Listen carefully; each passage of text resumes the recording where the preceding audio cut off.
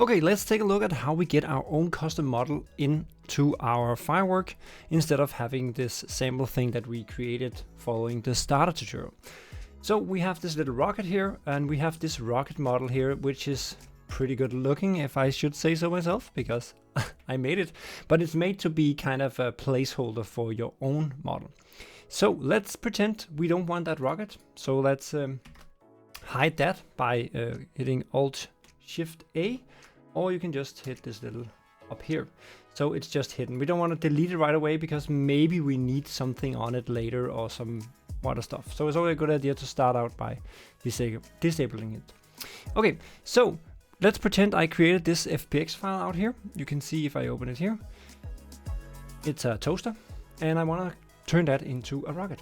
So what we do is we go into the models folder here, drag our FBX file in. I will do another video about how to export an FBX file for the game. But in this case, I just have it here. And I have the file here. And we need to set the importer settings here. And often we want to remove this and this and this. And we don't have any rigs and we don't have any animations. And for material, we typically you can have your own material, but it's recommended to use the fireworks material that is part of the mod tools, because the more fireworks in the game that use the same material, and this is what all the stuff in game uses, the more you use the same material, the better it performs, basically. So if you can use this, do it. And there's of course something about UV mapping in Blender and stuff like that, but that's another tutorial. Right now we have the model, we give it this material, hit apply, and then it shows up with its right colors and stuff like that. So next step, easy. We take this one, which is our toaster, and put it up here. And what did I do? Okay, I put it into the fuse. That was a mistake. We need to put it into the model here. Not into the fuse, but under the model. Important point. So here we have our toaster. You could turn it and stuff like that, but let's just leave it at this for now. Then we can go in here, because you can see when you select this one up here, and if you don't see this collider thing, it's because you haven't checked this one, and you also need to have the colliders expanded, I think, to see them in here. But you can see the green colliders here are not matching at all. So let's fix that. So capture collider, we don't need that. And we can take this box collider and we can go to this view here, and we can do like this. And then we can just do a quick little like this to make it match approximately. You can spend more time, of course, to make it fit a little better, but for now we just do like this. And a little note on the collider here on the root object, then have to be a collider on the root object. It can be a trigger if you don't want it to be used by physics, but there have to be a collider, because the collider on here, even though it's trigger or not, is used for all the physics tool and the lead tool and stuff like that. It's used in the game to actually hit it, so the game knows that this is what you are pointing at. So that's why it needs a collider on this outer element. You can also put colliders in here, but we don't want to do that here in this case. But on the top level here, it's very important that there is at least one collider that is approximately the same size as the object itself. So it kind of makes sense when you hit it. So let's just I think that's it. Let's take the fuse. Where do we need to put that? Let's put that here. Let's rotate it a bit like that. Let's make this a little smaller, because you can see this UI is a little too big and that's annoying. So we make that a little smaller.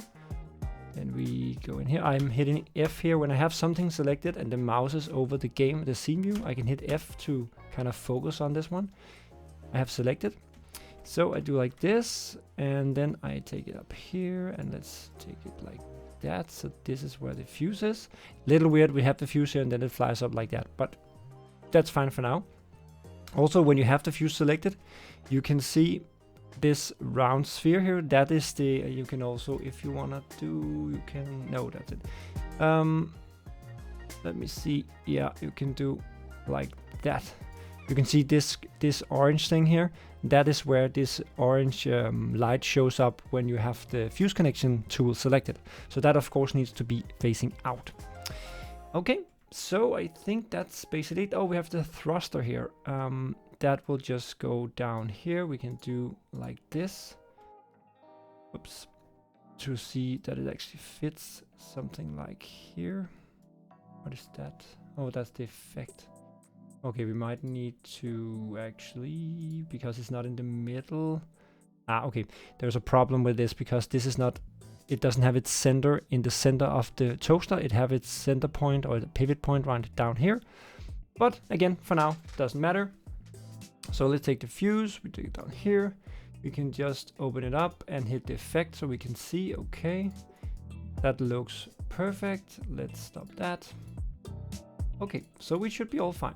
So let's save that. We are still missing an icon. We don't care about that right now. And I will just export it here, pause the recording, and then show you it in game. So you can see here the mod is built, and we can go into the game, go into the inventory, pick our rocket. The icon is of course wrong because that's the old one. But when you take it in here, you can see it's actually a little toaster, and you can see the pivot point thing I talked about here because the pivot is in the middle here, so it turns around that point instead of being in the middle of it. But that's another video. So let's spawn some toasters here, and we can also take a static one. We can also see this connection point that I talked about. So we can fuse some of them together just for the fun of it. We can take one first. Let's see how it flies. Perfect. Exactly as you would expect from a flying toaster.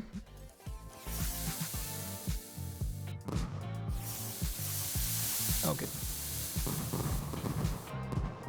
So that's it. That's how you get your own custom model. I didn't create the model here, but I showed you how to get it in when you have an FBX file. Good luck with your mod.